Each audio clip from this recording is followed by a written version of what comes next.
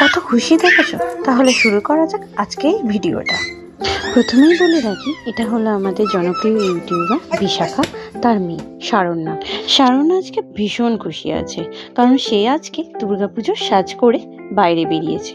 তাহলে বর্ণনা করি আজকে এই দুর্গাপুজোর সাজটি বানাতে কীরকম কি পরিশ্রম লেগেছে বা কতটা কম পরিশ্রম লেগেছে, তাতে তোমাদেরও সুবিধা হবে আর আমারও সুবিধা হবে। দুর্গাপুজোর সব থেকে গুরুত্বপূর্ণ ফুল হলো যেগুলো শরতের আমেজ দেয়। তোমরা ভালো করেই জানো সেটা কি বলতে চাইছি। একটা হচ্ছে কাশফুল আর একটা হচ্ছে শিউলি ফুল।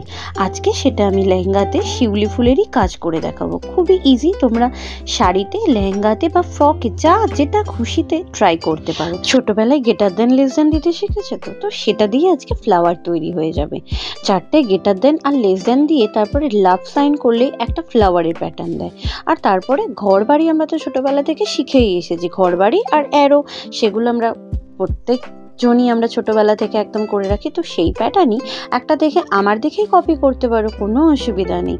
তো আমার দেখেই প্যাটার্নটা একদম সেট করে নিয়ে দেখে একটা লেহেঙ্গা বা ফ্রকে সেম জিনিস একদম তলার দিক থেকে স্টার্ট করে তোমরা রিইউজ করতে পারো। রইল একটা টিপস, আমরা যে কোনো কালারিং কাপড়ের ওপর কিছু কাজ করতে গেলে প্রথমে আমাদের হোয়াইট দিয়ে প্রাইমার দিতে হয়। সেটা তুমি যে কোনো প্রাইমারই ইউজ করতে পারো, হোয়াইট রঙও হতে পারে বা হোয়াইট প্রাইমার হতে পারে। তো সেই ক্ষেত্রে আগে হোয়াইট প্রাইমার ইউজ করবে, তারপরে দেন তার উপর কালার দেবে, দেন কালারটা ভীষণভাবে ফুটবে। রইল কিছু সারণ্যার ক্লিপ, ছোট ছোট ক্লিপ, আপনারা দেখুন আর ভালো লাগলে লাইক অ্যান্ড সাবস্ক্রাইব করুন। টাটা।